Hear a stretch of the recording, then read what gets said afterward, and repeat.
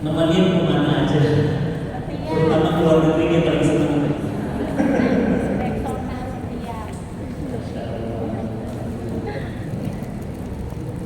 Ini istri saya ya, bukan adik saya. Ya, banyak orang bilang di sini Banyak yang bilang ini adiknya. Nanti saya kelihatan tua ya. Baik, ibu-ibu, bapak-bapak yang disayang Allah, tadi mohon izin saya sebutkan ke Masjid Al-Fatih, saya sebutkan membangun masjid di Jepang, saya sebutkan membangun Islamic Center pertama dan terbesar di benua Australia, di Melbourne. Kemudian sekarang kami juga lagi membangun masjid di Kanada. Kanada itu benua Amerika, di atasnya ada satu negara penerbangan besarnya 9 juta kilometer. Indonesia berapa besarnya? Ada orang Indonesia di sini? Ada orang Indonesia? Berapa besarnya? 1,2 juta kilometer. Sabang, Merauke. Kanada berapa? 9 juta. Berarti Sabang, Merauke, Sabang, Merauke, Sabang, Merauke, Sabang, Merauke. 7 kali lipat Indonesia. Alhamdulillah, masjidnya juga sedang dibangun. Mohon doanya ibu ya, mudah-mudahan bisa makmur kayak masjid Budiayan. Amin. Ya Rabbal Alamin. Bu Lisa, ini tema hari ini dalam sebenarnya dan tidak bisa akhirnya sebentar. Tema tentang keikhlasan. Masya Allah, terima kasih. Tema tentang keikhlasan. Saya takut tadi saya menyebut ini takut apa? Takut niatnya beda. Kenapa? Karena syarat diterimanya amal seorang hamba dua. Catat. Seorang hamba di hadapan Allah tidak akan diterima amal solehnya, tidak akan menjadi amal soleh kecuali kata Nabi SAW dua syaratnya. Syarat yang pertama, amal itu niatnya ikhlas. Apa itu ikhlas? Nanti saya jelaskan. Niatnya apa? Ikhlas. Apa itu ikhlas? Sederhananya, beramal hanya karena Allah, gak karena yang lain. Gak penting karena pujian manusia, gak penting karena banyak followernya, gak penting karena banyak subscribernya, gak penting. Yang dikejar apa? Penilaiannya Allah. Dia gak peduli sama manusia. Yang pertama, syarat amal diterima Allah ikhlas. Syarat yang kedua, amal itu akan menjadi amal soleh yang akan kita bawa kepada Allah. Amal itu dikerjakan sesuai sunnah. Artinya apa? Sesuai contoh. Saya kasih contoh. Ibu sholat subuh, tapi sholat subuhnya 50 rakaat. Diterima? Walaupun ibu ikhlas. Jadi ikhlas saja tidak cukup, tapi tata caranya harus benar. Sholat subuhnya benar 2 rakaat, masya Allah selesai. Tapi maaf, aku mau kemana sholat subuh. Saya kan, coba saya ini masjid kalau nggak ada saya, mana mungkin bisa berdiri? Saya yang membangunnya. Awas dulu, hati-hati. Walaupun amalnya benar, tata caranya benar, tapi niatnya nggak ikhlas, ditolak oleh Allah. Mau apa-apa kita ditolak? Mau apa-apa kita ditolak? Ya Allah. Bu, pernah lihat saldo di rekening 0? Nah, gajian tanggal 5 cek di saldo, kirain udah ada angkanya, ternyata 0. Ibu pasti sedih kecewa. Kenapa? Itu di dunia. Bayangkan nanti kita di yaumil mahsyar, ternyata 0, tidak ada amal. Loh, ya Allah, bukankah dulu aku sholat, bukankah dulu aku mendirikan majelis taklim, bukankah dulu aku membangun masjid, bukankah aku dulu mencetak banyak kader dakwah, bukankah aku orang yang paling banyak bersedekah, bukankah aku orang yang paling rajin baca Quran, bukankah aku yang membangun pesantren penghafal Quran, kenapa amalku nol ya Allah? Apa kata Allah? Iya, karena kamu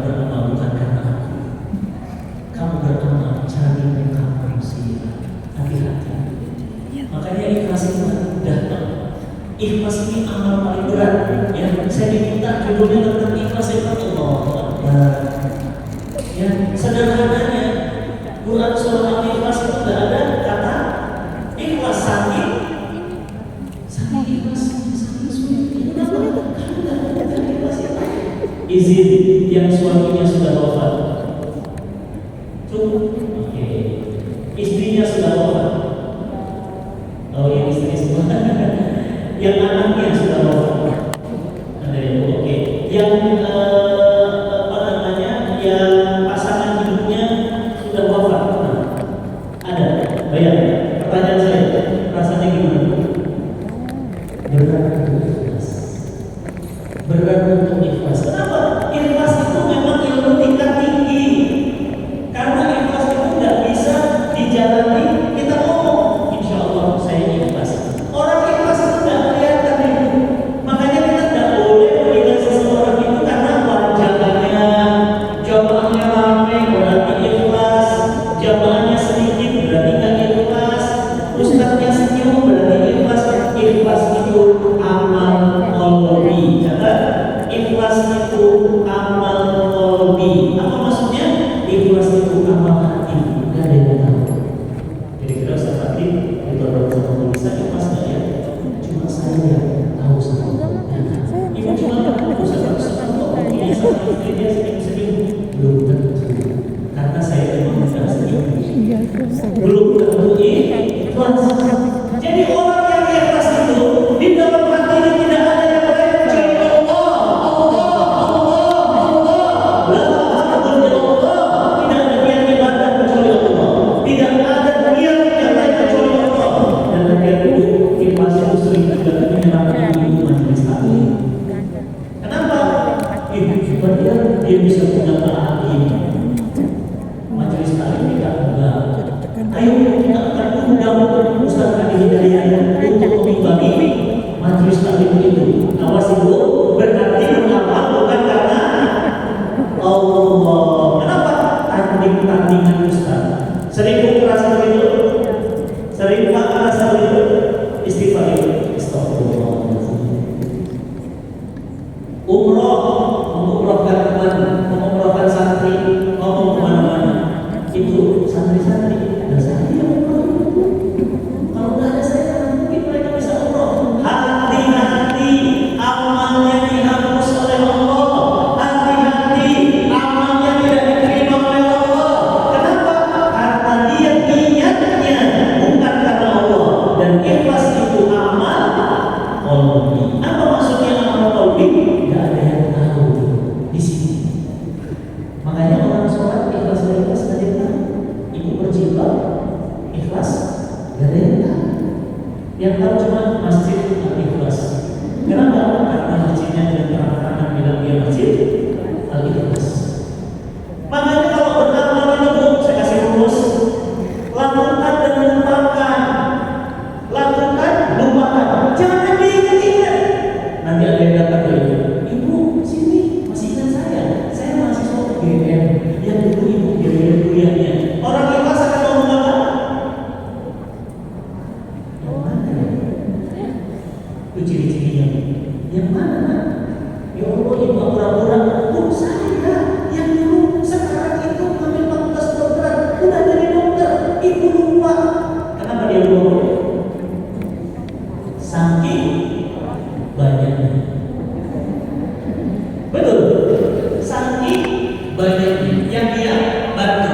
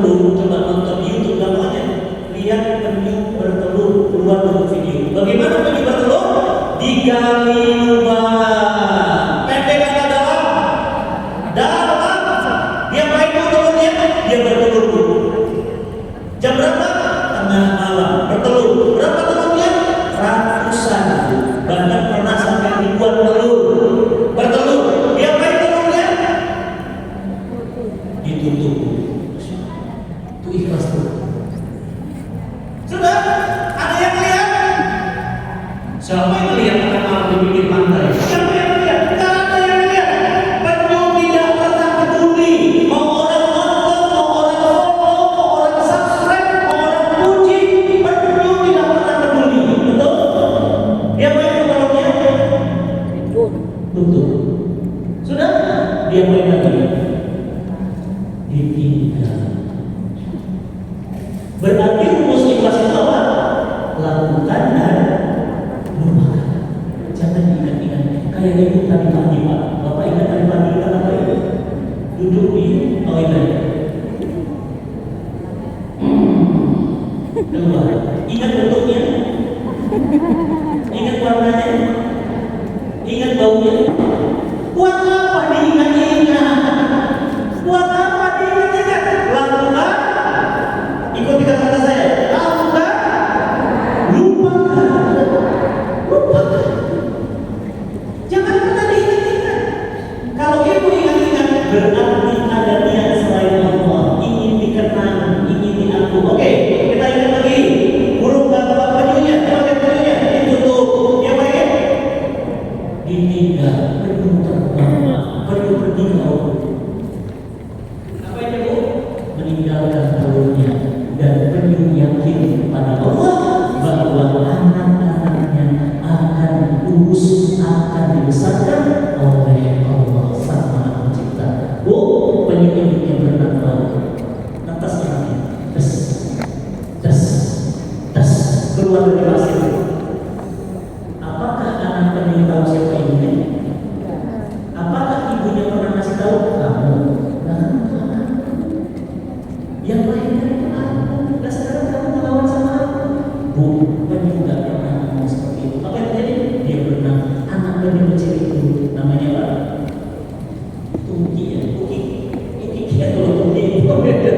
Keluar dari Tuki ya, Tuki dia main, dia keluar, dia jalan. Ketemu sama ibunya, ketemu berenang di sebelahnya ada berenang.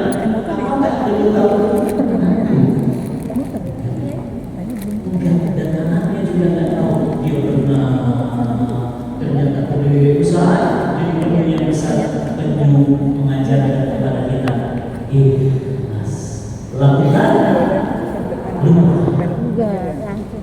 Jangan seperti ayam kampung, punya ayam di rumah. Yang punya ayam di rumah. Alhamdulillah punya ayam di rumah. Pernah lihat ayam bertelur? Bagaimana ayam bertelur? Ramai, berisik, ribut. Pernah bu? Iya, saya pernah punya ayam kampung. Masya Allah. Saya duduk hidup sebentar, keluar sana. Gimana bunyinya? Petok, petok, petok, petok, petok, petok, petok, petok, petok. Ramainya Masya Allah. Sampai-sampai bangun tidur, keluar. Kayak ayam betul.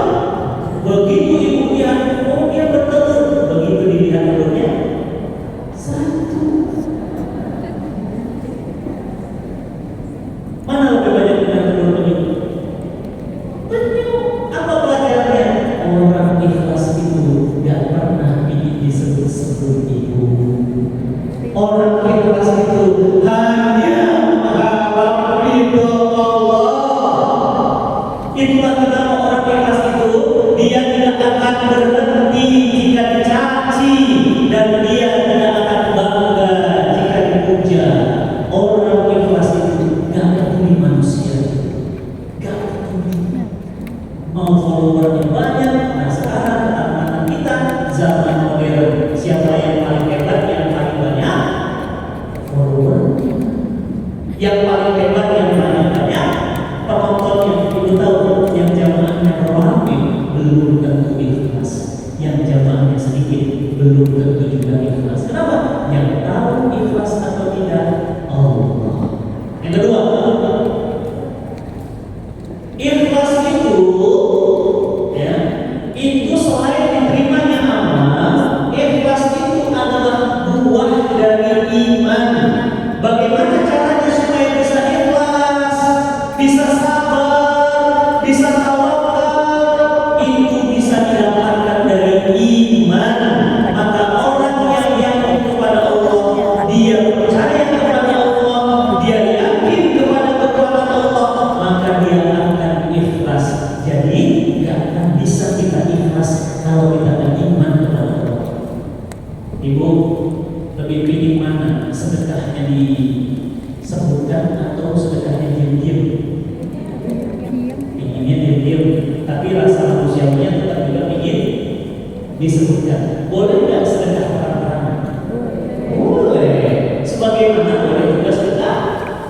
diam-diam. Tangan kanan tidak tahu apa yang dilakukan tangan kiri idealnya. Tapi kita kadang-kadang pingin supaya apa? Orang tahu. Nah, luruskan niatnya. Aku sedekah ke rumah Sida Al-Fatih karena Allah, ditunjukkan angkanya. Ibu-ibu pernah nonton video saya Bu sama seorang ibu namanya Bu Aisyah. Viral ya video di mana-mana. Berapa Bu sedekahnya? 1 miliar. Langsung dikasih uang 1 miliar. Ibu orangnya di mana? Tuh ya makanya bukan ibu, Pak, bukan ya Pak. Jangan melihat orang penampilannya. Jadi saya mengisi pengajian di mana? Di daerah Kemang, Jakarta. Kemang itu daerah elit. Jadi daerah orang kaya di Jakarta namanya Kemang. Mungkin sebagian ibu orang Jakarta masih tahu. Saya ngisi pengajian Bu. Biasanya pengajian saya itu hadirnya ramai. Ini cuma 7 orang pemirsa. Cuma 7 orang. Biasa manusiawi. Saya manusia kayak itu juga kaget gitu. Cuma gitu. Tapi saya coba meluruskan dia, merubah dia. Kenapa? Walaupun 7 orang, saya seperti isi 1000 orang. Saya tetap semangat, saya tetap ceria, saya tetap happy. Kenapa? Lurusin niatnya. Masya Allah Bu. Setelah itu ada seorang ibu datangin saya. Maaf, bajunya jilbabnya biasa banget, sandalnya biasa banget. Apa katanya? Assalamualaikum Ustaz. Waalaikumsalam. Ustaz, saya dapat kabar. Ustaz lagi bangun pesantren ya di Bintaro. Iya Bu. Oh Masya Allah, pesantren dari masjidnya belum Ustaz? Belum Bu, lagi dibangun. Oh ya, cara saya kayak gitu.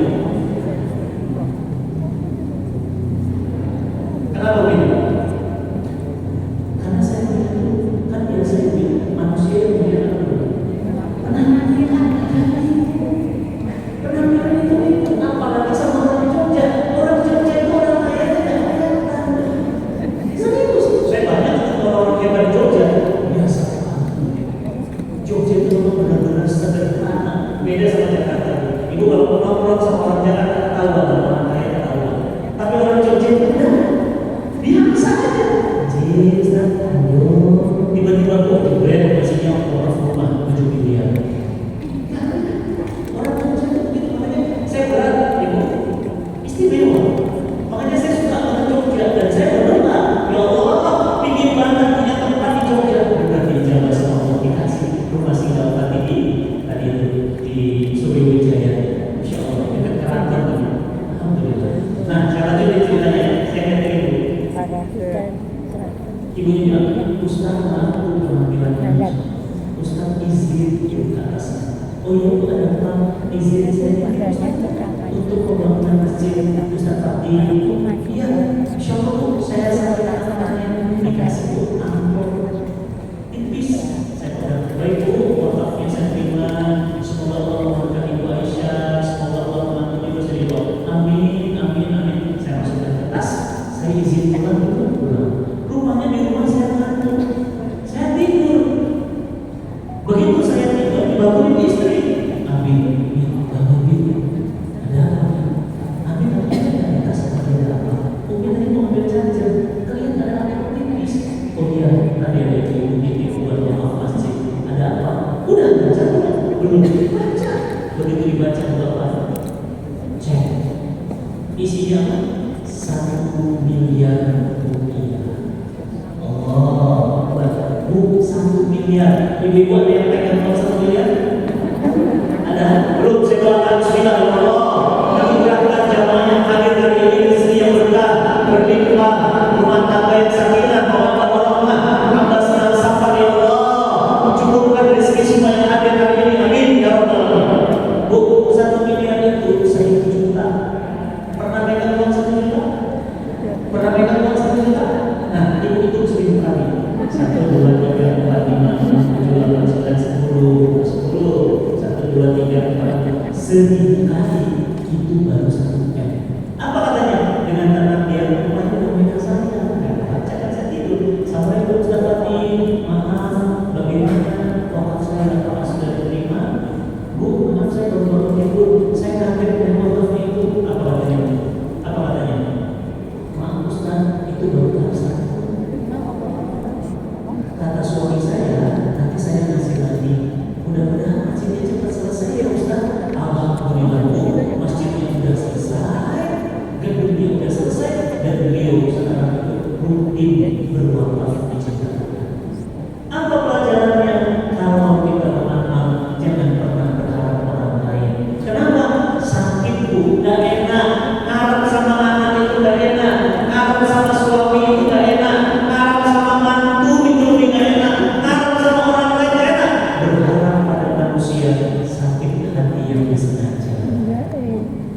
Bu, anak ibu baru lulus dan pengennya dapat pekerjaan bagus. Ibu bilang apa?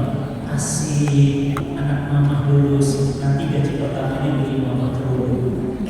Nah, ternyata begitu gajian dia Bu, dia nggak beliin ibu. Gimana rasanya? Sakitnya di sini, di sini, di sini, di sini, di sini. Kenapa? Ngarap itu nggak enak. Percaya, coba ibu ngarap sama manusia. Berharaplah kepada Allah. Maka nggak boleh melihat penampilan manusia. Dalam sebuah hadis riwayat dari Imam Abu Hurairah, Masya Allah, sahabat Abu Hurairah meriwayatkan apa kata Nabi?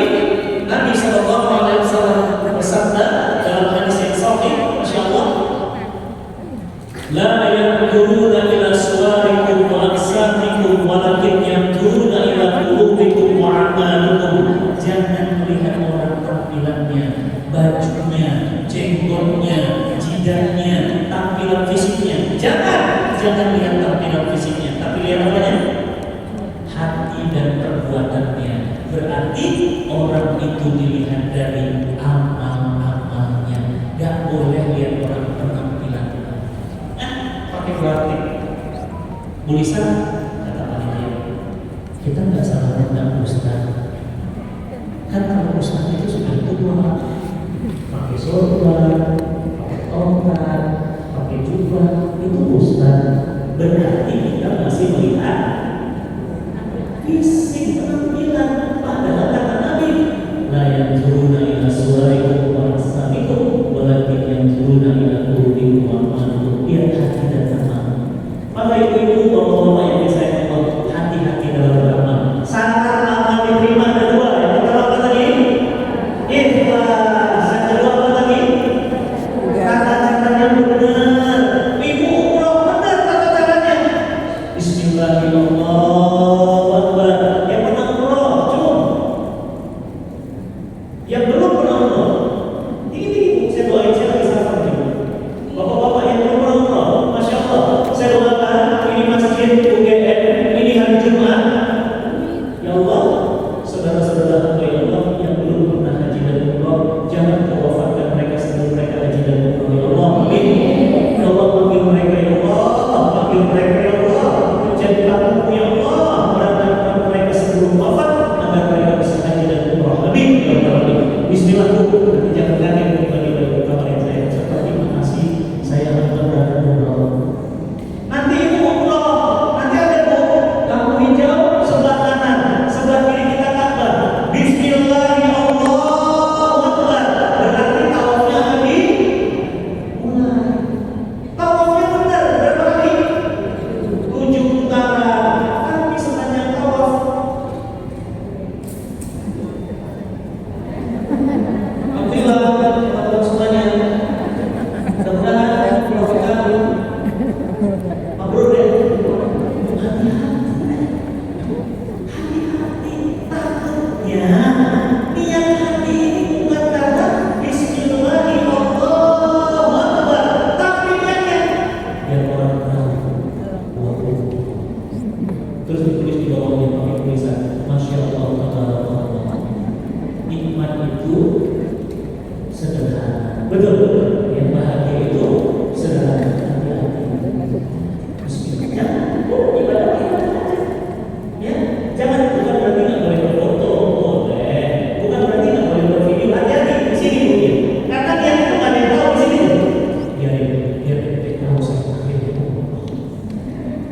Biar yang tahu saya pernah haji. Jangan. Takut amal tidak diterima. Berapa syarat amal diterima oleh Allah?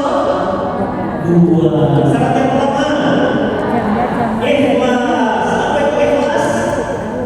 Mengharapkan ridho, mengharapkan wajah Allah. Yang kedua, tata caranya benar. Ibu pakai jilbab benar, tapi nggak ikhlas, nggak bisa. Ibu ikhlas, tapi bahannya nggak plastik. Tata caranya benar, salah. Kenapa? Karena bahannya nggak plastik, nggak boleh. Bajunya tidak boleh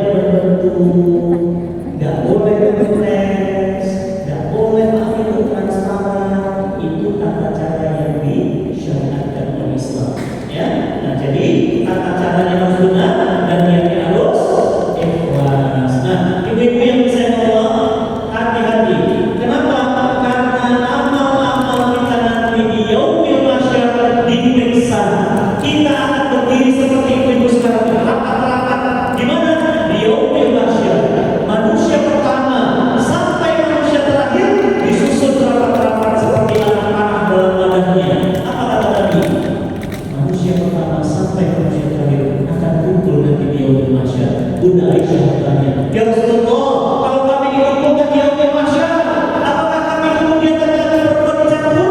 Iya, dicampur nanti yaumil mahsyar. Berapa lama ya Rasulullah kami berdiri di yaumil mahsyar? 50.000 tahun namanya. Itu sanggup? Bapak sanggup? Sanggup nggak sanggup harus sanggup. Kenapa? Nanti kita kumpul di yaumil mahsyar. Manusia pertama sampai manusia terakhir. Berapa lama? 50.000 tahun. Hadis riwayat Imam Muslim Sahih. Terus Bunda Aisyah bertanya, ya Rasul, kami laki-laki perempuan dicampur? Ya, kami pakai baju apa? Bagaimana dengan baju kami? Apa kata Nabi? Wahai istriku Aisyah, Tuhan, tidak ada satupun wanita dan pria yang memakai baju selainku. Apa kata Bunda Aisyah? Ya Rasulullah, malu dari kami malu sampai melihat aurat. Apa kata Nabi? Tidak ada satupun orang memperhatikan satu dengan yang lainnya. Kenapa? Karena setiap orang sah dengan amalnya, diterima atau ditolak oleh Allah. Sekarang ibu bagi rapor aja deg-degan, betul?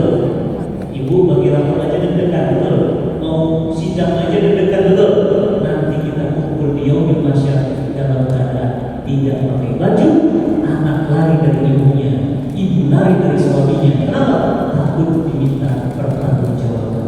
Maka sore hari yang berbahagia ini, mari sama-sama kita uruskan niat.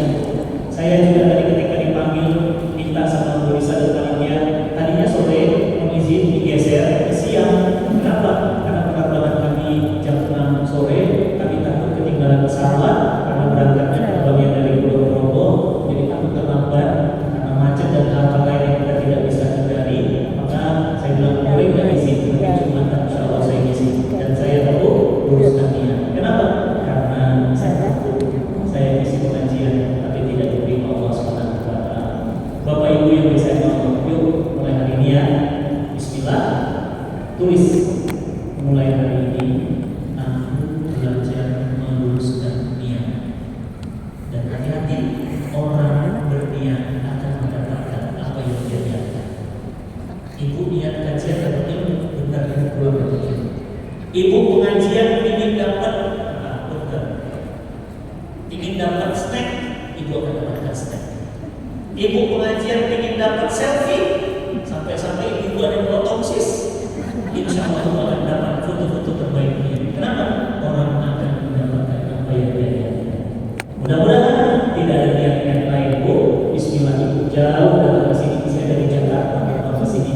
Saya tidak punya niat yang lain kecuali hanya minta agar Allah ridho, agar Allah memberikan terima amal-amal ibadah kita. Ibu-ibu yang bisa Allah, bapak yang bisa Allah, saya nggak mau sendirian, istri saya juga banyak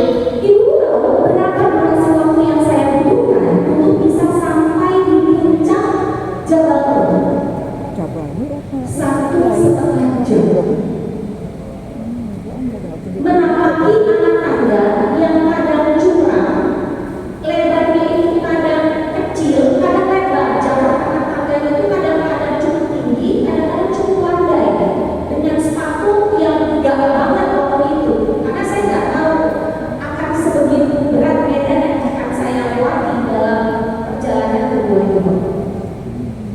Akhirnya saya kata suka cerita Bu, dengan napas yang udah tinggal satu-satu, nyampe lah saya di atas. Begitu sampai di atas, yang ada di dalam kepala saya itu cuma satu.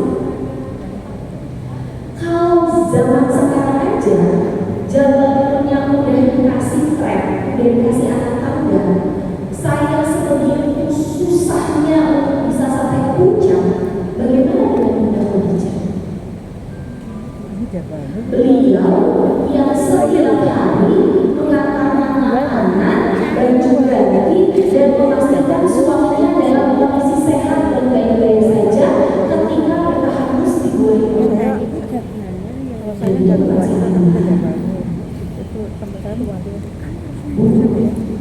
Udah Khadijah itu kan dari dunia ya, dunia banget.